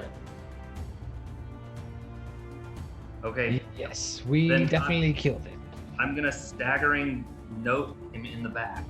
Okay. So, Well, here's your problem. He has gone to square 1, 2, 3, 4, 5, 6, 7. 1, 2, 3, 4, 5, 6, 7. He is in square 26p right now. oh yeah. Did he technically leave my melee range? Yes, he did, Thora. He can provoke an attack of opportunity from you. He's running for his life. Get him. 16? That was a That bad is roll for me. not going to hit. His AC is 23, unfortunately. Okay. Dang. But he bolts. Okay. And that's the circumstance of him. That's Evil's turn. The Kenku is standing there. He took his turn to talk at Lachlan. Back at the top. Anduriel, it's your turn. All right, well, Enduriel is going to attack the Kenku. Okay. Having no idea. Are you going to curse him first? Yep. Okay. And place the Warlock's curse upon him. Did you use a Warlock's power last turn, Anduriel? I did, yep. I've only Okay, used you are Warlock now powers. you are now at a +2 to attack and damage with your Warlock powers. You feel your clerical powers diminish, and you feel the magic of the Piper swelling within you. Okay. And he's going to shout, Lachlan, get out of the way, you fool! And he's going to use Shadow Claws on the Kenku. Can I like throw up my hands and try and interrupt this? I don't know. Well, you could if you had an immediate interrupt, but Well, I I'm have pretty sure. prescient warning. Okay. But that allows someone to make a basic attack. I don't want to give the Kenku a basic attack. Well, if you want, I'll let you use that power to try to stop Anduriel from making a basic attack, more or less. You want to shout out something and interrupt him? Yeah, say stop. He's an ally. He's an ally. He shot you with the thing in your neck that I had to dig out quite masterfully with my kukri. And, by the way, if I don't kill him, we're not getting what we need from the imps. So, Okay. sorry. Anduriel, while you're talking, you hear a voice whisper in your ear, and it says, "Ugh, that snooty Layeran accent. I hate it. How about let's go back to normal? Something, I don't know, a little bit more natural." And Anduriel, you feel some kind of force move through you, and you feel your speech patterns tumbling out a little bit differently. What in the world? What? You've got to be kidding me. Ugh. Well, sorry, Lachlan. I've got to get this guy. He wasn't with the original fight. He wasn't. It's Well, my fault. well, My I don't fault, care. My fault. My We fault. made a deal with the imps. I've got to kill him. Sorry. But I didn't make a deal, and he hasn't shot you. Lachlan, you hear giggling in the background. He's Just gonna giggling. Andrew then just gonna shout out. Well, what do you say, chicken? Is that good enough for you? The chickens are around the corner. They don't want to be anywhere near this madness. That's why I'm shouting out to them. Because they can hear me. Oh yeah, you want to take your move action and shout out to the chickens, your minor action and squawk at Lachlan. You still have a standard. If you're going to do anything, it's your call.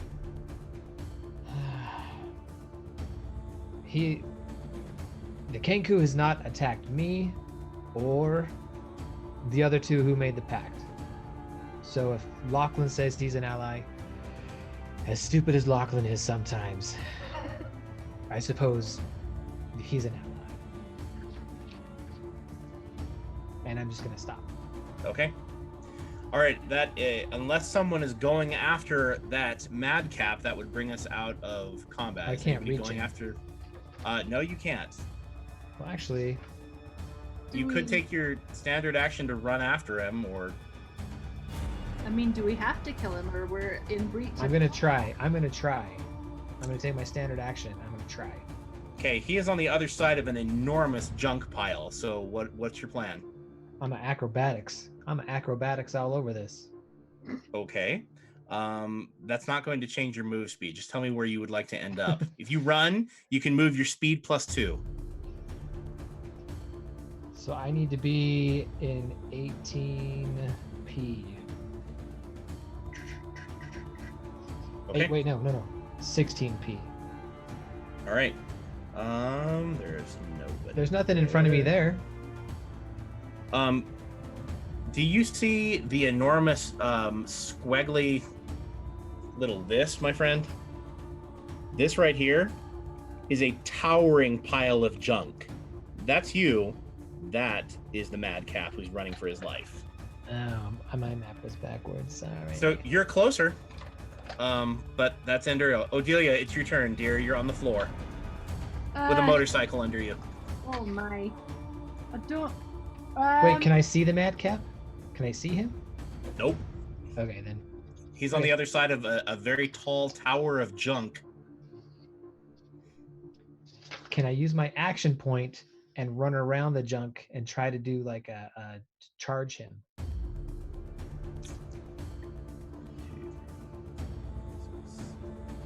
You are too far away, unfortunately, to make that happen. All right. Well, then I'm just gonna However, rest. there is something that you or Odelia could do. The junk piles don't look all that sturdy. Oh.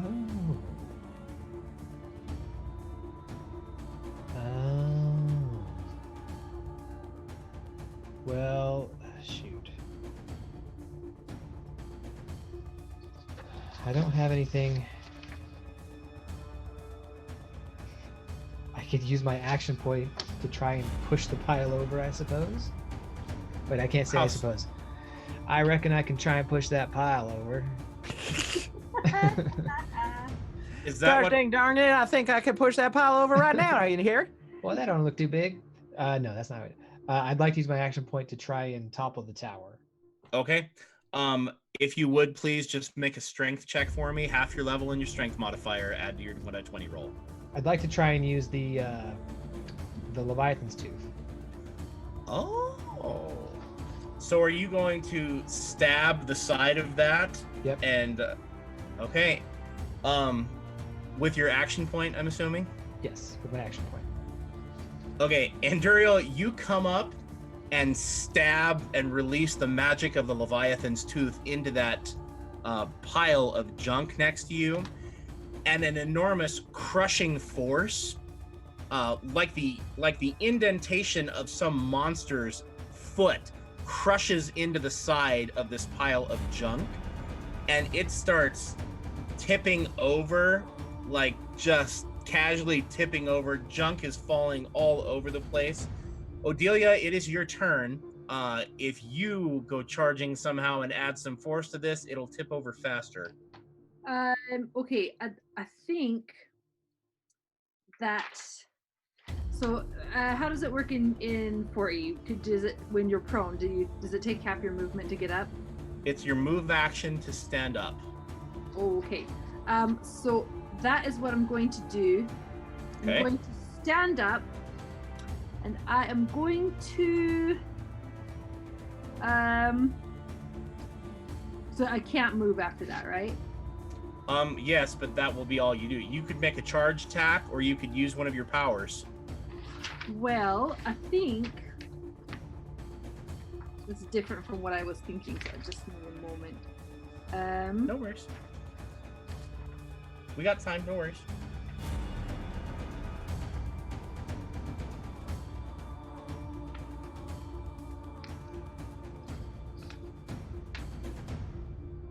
Odelia gets up, and then she gets on the motorcycle. Yeah, so that was actually what I was thinking. What I was wondering is, I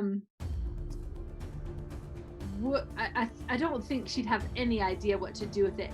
But what I was planning to do was ask my little wee red cap friend if it knew how to turn on this machine, and then go crush it. But I think if it's on the brink of falling over, then I think I'd rather do I can't find my charging thing. You can just make a melee. A charge is just a melee basic attack that you make after you run. Oh, okay. So then I whatever. I guess I'm not sure what I want to do. What I want to do is just use my whatever action I can to go in and just ram straight into that top wavering tower. Okay, as it turns out, if I'm not wrong, and I'm not, you can use Howling Strike with a charge, or you could just make a charge attack and do a melee basic. But if you're raging, you can move 2 extra squares. You don't need to. Odelia, you can launch yourself. I don't want to rage because I don't want to use my your daily, yeah. I don't want to use up my daily action. That is a smart choice. All right, Odelia, you just want to charge it and make a melee basic attack against it? Yes. All right, make a strength check. Howling strike. Sure. So, okay, make a strength check for me, half your level and your strength modifier on your 1d20 roll. I don't know what my level is. What level? Oh, level 6? Level 7? So 3 plus, yeah, so 7 total. Roll the 1d20 and add 7. 25. Okay, so Odelia, you get up off of this motorcycle that's tipped over, and Uriel, she rushes right past you, and there is this, slamming of the dagger, and then there's a and then there is a crushing force that goes into the side, and it starts teetering over. And then Odelia, you come running over. Do you say anything as you jump into it, or do you let out a cry, or what? I just howl like an animal, and just ram straight into it. Okay. Odelia loses her shiz as she goes running past you, and Uriel. She goes running past you, maybe pole vault with the harpoon, who knows what she does, but she slams into the side of it, and somehow in the air manages to Liu Kang bicycle kick this thing multiple times. Bam, bam, bam, bam, bam, like she's throwing a Hulk smash fit. And you're like, she's a halfling, but she's like, slam, slam, and it goes teetering over, and it goes teetering over on the other side, and you hear an ah! Splat. And Uriel and Odelia, I need you to make acrobatics checks, please, if you would, or athletics checks.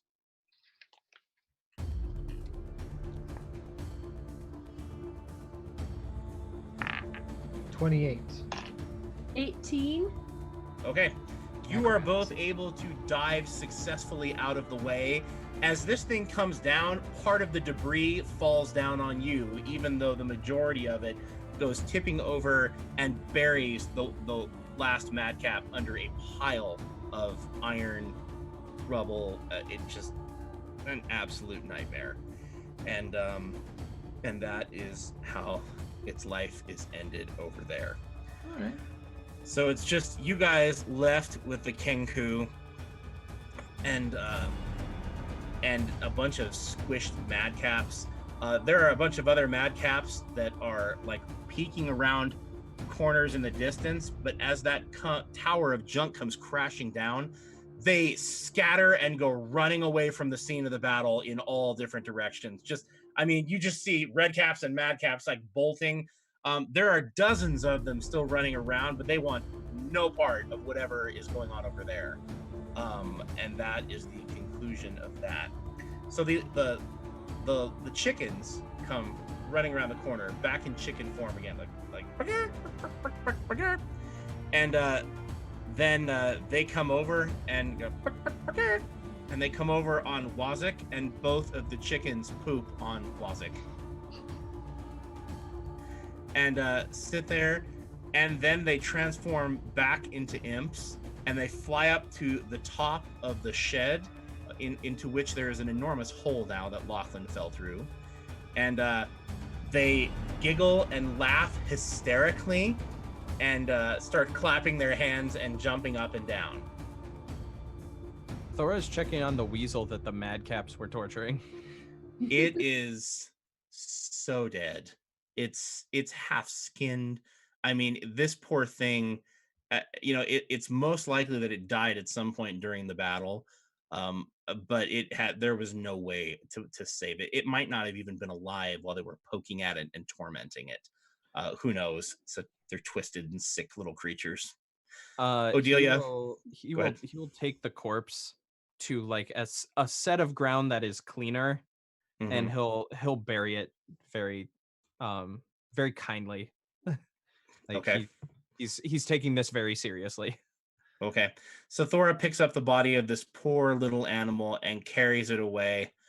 Odelia, your little red cap minion is over there standing on the bodies of the red caps that you and Thora just dismembered and stabbed. And it goes like this. Boom, and starts making blood angels in the ground and goes, mama kill and mama kill and mama kill and mama kill, stabby stabby mama kill everybody. And takes its hat, dips it in the blood, gooey, and puts it up, and then comes running over to you dripping blood to give you a hug. I'm terrified. Odelia is absolutely at a loss. I have no idea what to do, because I'm afraid that if I try to extricate myself from this little guy now, it's definitely going to kill one of us. So for the moment, I just pat it on the head and I say, look, the mean old guy is dead. Wouldn't you like to go play with your wee friends now? Not have any friends. Everyone hate me. Oh, I'm sure that's not true. Not Mama! And he grabs onto your leg again. Mama, you walk again. Oh, okay, darling. We'll swing leg. Place nice. Okay, as you go walking around with this thing, he keeps going with that terrible song of his that he just mama kill and mama kill. Like it's a different verse every time, but like every time he says it, he feels like it's a new verse, and it's not. It's just mama kill. Odelia just has tears running down her face. Okay. Because she doesn't know what to do. All right, Lachlan, there's a halfling running around with a red cap on her leg, and she's crying, and it's covered in blood. Now she's covered in blood, and Thora is burying a poor tormented weasel, and Anduriel is standing there, and the imps fly over and land in front of you, Anduriel, and they say, "Hey, you didn't kill Chuka." And they point over with their tails at the Kenku. Chuka didn't try to help your buddy that we did kill and his friends. That wasn't part of the deal. You signed a contract and said you would kill everybody who fought with Wazik and the Redcaps. They didn't fight with Wazik. But he did. He came out and joined the fight. I guess that means we don't have to do anything for you. You broke your contract. That's not true. The Kenku's fight was with me and me alone. And I didn't make your stupid deal. Your contract is solid, and I'm sure Maggie will agree. They look at each other when you say that. Lachlan, make a diplomacy check. Ooh, 17 plus 12, 29. 29. Okay. They look at each other like, oh. And one of them looks and he says, hey man, maybe we don't want to piss off Maggie any more than we already have. You know what I mean? It's not such a, you know what? I think we'll honor that deal after all. We'll put in a good word with Maggie, and let me tell you a little piece of information, man, that'll tell you where Maggie's shooting so you know where she's coming from. Maggie, see, she's got this obsession with Zariel, the Archduchess, man. And the other imp goes, the one that laughed out loud and said, "You're void of contract, Needles." He looks and goes, "Shh, don't say her name. You're going to attract her attention." He goes, "Sorry, man, but how do they know who she is? I got to say her name at least once." Maggie's got this obsession with, well, the lady that runs this whole parlor, if you know what I'm saying, man. She's got every figurine and trading card you can imagine. She's got posters and tapestries. If you can get her more Zariel lore, she'll love you forever, man. It's your bargaining piece. Do you know what I mean? Where does one come across that? I doubt there's a gift shop. Actually, there was a gift shop in the Wandering Emporium, but Maggie, see, she cleared everything out. There's no more Z Lady merchandise to be found, man. It's all here in Fort Knucklebones, at least till somebody gets some more. Hey, man, we'll go talk to Maggie now. We'll go bring her out here. We'll tell her how cool you were, man. We'll tell her that the Madcaps started a fight with you and that you tried to end it peacefully, man. We'll even tell her that you saved her engineer, man. She's gonna love you. She's gonna think you're a straight shooter. Do you know what I mean? That's okay. Well, Lachlan, this is what we've got. So yeah, go ahead. Okay, they transform into ravens and they both fly off in the direction that the other Kenku went, off there. And Lachlan, uh, you hear a voice coming from up on top of the shed. It's not really a shed. It's a tool shed, but it's a stone structure that you fell through. It's just got a weird thatched roof on it with, you know, wood and plywood and different sheets of metal. But lying across that is Saint Malakatia. And you hear her voice come from behind you, and she says, "You know, I did give you a little piece of advice that, well, I mean, it was all the difference in you figuring out how you were going to get out of that little falling predicament. So one could say that you owe me an offering." Good. What did you have in mind? "Well, you're about to enter into negotiations with Mad Maggie, right? Apparently. I want you to put the moves on her. I'm talking a romantic dinner for two. In fact, why don't you make it a romantic dinner for three? You can invite Pretty Boy over there. Actually, you're both pretty.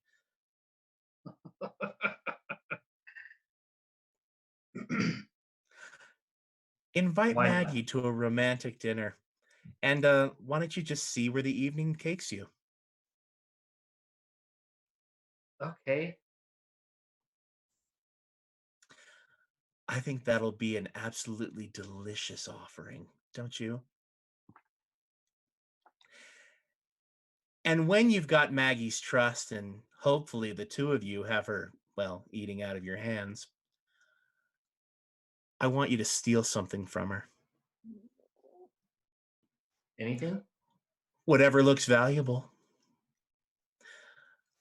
In fact, I might even throw in an additional little blessing on your behalf if you take it right off of her body. Okay. Have a wonderful evening, little bardling. It's been, an absolute delight meeting you. And then her form lying on her side up on top of there. The silks that her body is wrapped in, a la Princess Jasmine style, kind of, they turn into fire and it spreads over her entire form. And then she, poof, disappears as though someone has blown out the fire. Anduriel, you caught a very vague form up on top of that shed, but you couldn't really make it out. It's almost like the sheen of an imperfect invisibility spell. And Lachlan was up there, but you didn't hear anything. But you did see something up there. So whatever Lachlan was talking to out loud was up there. There was something up there. And you find your voice has changed back. You've lost your fancy accent. Lachlan, what was that all about? That was, how do you say her name? Malkatia? Saint Malkatia. Saint Malkatia. She's the demigoddess of dangerous liaisons. Yeah. She is, well, and then I say telepathically, or no, out loud I say, yeah, she might have had a little to do with my not dying from being dropped off by that Navario-loving Griffin rider. And then I say telepathically just to Anduriel, and in return, she thinks, she says I need to give her the offering of putting the moves on Mad Maggie. Explain to me who we're dealing with here, because this is horrible. And you've already made a deal? You already made a contract? We've been here, what, like 2 days? We, the royal we, meaning me and these two, have been here. Did you just pass the buck? Odelia started it. We've been doing our best here, all right? You show up, shoved off the Pegasus, whatever, you probably slipped. Now, and then you're telling me you're supposed to make the moves on Maggie like it was some assignment that you weren't going to do anyways? Come on, man. Well, what do we know about this Maggie? She's crazy. Crazy I can deal with. How ugly is she? I've never seen her. She has something that we need. I've got a phoenix in this bag here. Phoenix, right? Okay. Yeah. Anduriel has a bag that he looped through his weapon belt, and he just kind of stopped moving, but there's a glow coming from it like a nightlight. So he's basically, his right butt cheek is lit up. That's not new, okay? I know why that is happening. This, I don't know why it's happening. I imagine it has something to do with you. I got this phoenix. This phoenix, we need Mad Maggie to help awaken its memories so we can finish this quest. So you, sounds like, Mr. Bardling. Sorry, I didn't hear that part. You, Mr. Bard, you need to impress Mad Maggie. We need to get her to not want to steal this guy and actually reawaken his memories instead of trying to keep him for herself. Can you manage that? Well, Saint Malkatia thought that that this little tryst that I'm supposed to have would work better if you joined me in putting the moves on Mad Mag. Saith what? Okay, meanwhile, while you're talking over here, Thora is having a funeral up or around the corner in a quiet spot, and Odelia is walking around crying with a bloody Redcap, singing and clinging to her leg. And then I look over and say, still covered in blood from the blood spurt, so the tears are just carving tracks down through it. "What is that?" I ask Anduriel, pointing at the red cap.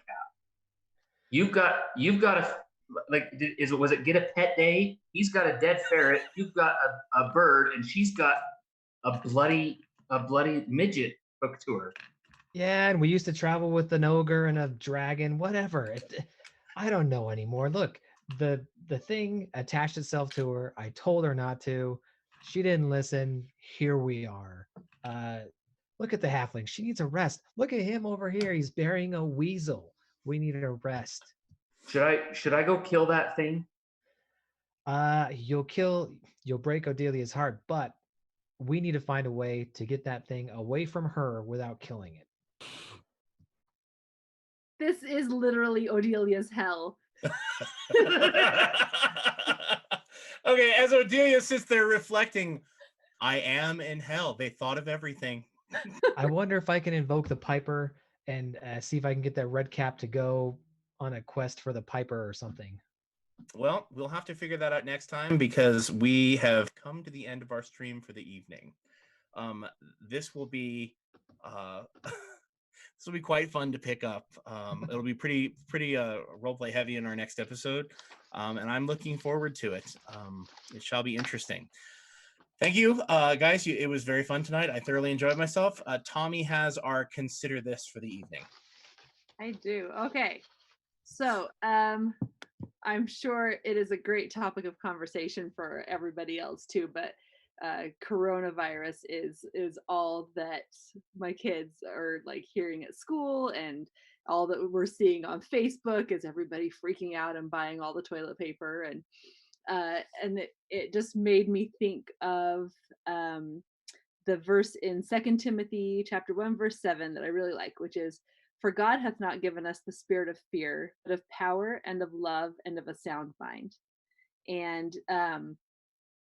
on Saturday, we were driving in the car, and my son asked if we could listen to this podcast. That it's a science podcast, and it was an update about coronavirus. And he was saying because he wanted to be armed with facts, because that would help. And that's kind of the when it says not the spirit of fear but of power, like information is power, understanding what's really going on and not freaking out about everything is power. And then another thing that I saw said the real danger of this, with all this people running out and buying up all the soap or all, is not so much that this virus is going to get us, but that it turns us into like just out for ourselves kind of people. And on Sunday in church, our bishop, who's our pastor in our church, who's also a doctor, he got up and he said, "I want to talk about coronavirus." And he said, whatever happens, he said, people here will get sick, but we will be okay because we will take care of each other. And I thought that the power of love, that is the spirit that comes from God, not the spirit of fear, but a knowledge that bad stuff is going to happen. Bad stuff is always going to happen, but as long as we are looking out for each other and taking care of each other, that's how we get through it. And not giving into fear, but taking good steps. That's the sound mind part. Loving each other and understanding what's really going on. Those are the things that will help us through something crazy like this. That is absolutely fantastic, Tommy. That's a wonderful scripture and a wonderful thought. Other ideas, other thoughts, comments? Do your own research as well. Like, don't just listen to one source, fact check everything. This is a risk, but it is not as the news has been playing it up as like a mass epidemic, which is possible, but it hasn't reached that level yet. So make sure you wash your hands, don't touch your face, like take the precautions you would with a flu epidemic. Just be safe about it. You don't need to buy 70,000 rolls of toilet paper. Like, you're gonna survive. You'll be okay. Just deep breaths, because the worst thing you could do is panic, because panic is what makes things worse. I was wondering, I haven't seen anything about the coronavirus causing diarrhea. So I don't understand what the Well, the toilet paper. The toilet Yeah. paper and the water, you gotta stay hydrated and Yeah. And the whole reason is because people are like bunkering down. So they're like, we're not going to leave the house for a month, so we need enough toilet paper to last us for an entire month of never leaving the home. And I'm just like, you guys are treating this like it's going to be a snowstorm.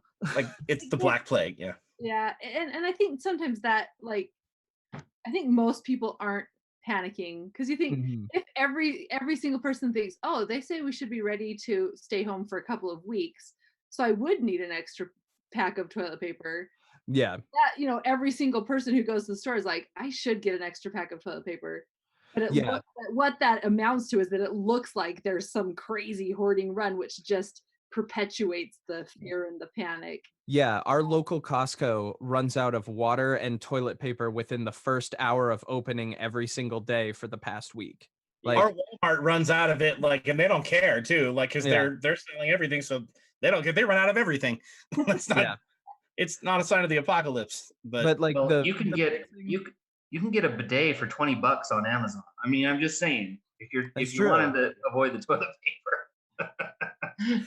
But bidets are weird though. Bidets are weird though.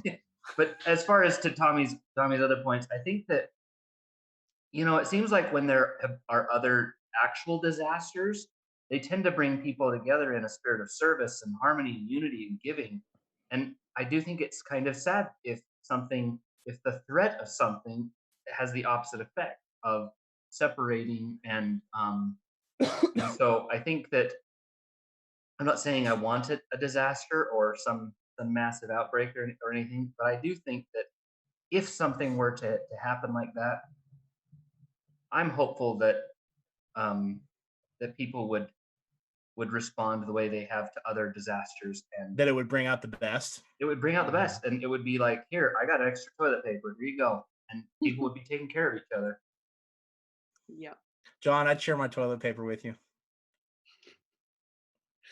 Very square. You guys. And you can use my bidet anytime. Yeah. Nice. You know, I don't know that it applies just to the coronavirus, what we're talking about. Like, yeah, I've reached the point of saturation on social media, on everything with Baby Yoda and the coronavirus. I'm getting there to where it's like, I love Baby Yoda, don't get me wrong, but I've heard, you know, what Tommy's talking about applies to, you know, political upheaval. It applies to a virus. It applies to natural disasters or whatever. It's more along the lines, I think, in what I take it as, of prepare yourself as much as you can, educate yourself the best you can, and when stuff hits the fan, because it will, rally around each other, take care of each other, and things will work out. There's no need to panic. And the research is pointing to like that children are, for the most part, being avoided by this virus. Like a lot of the research points to it skipping over the children in the children and elderly section. It still is a risk, but like maybe that will help alleviate some things. The research is showing that like young kids, it's kind of skipping over them a little more than like a flu bug would. So how does it affecting bald people? Just out of curiosity, I'm just throwing that out there. Like, I don't know. Do they need more toilet paper? Or no? Well, if it's passing him over, I'm shaving right now. Yeah, that's pretty cool. Okay. Well, thank you, Tommy, for that beautiful thought. Love, not fear, always. And that brings us to an end. Thank you for joining us, and have a wonderful night, everybody. Bye-bye. Good night. Love ya.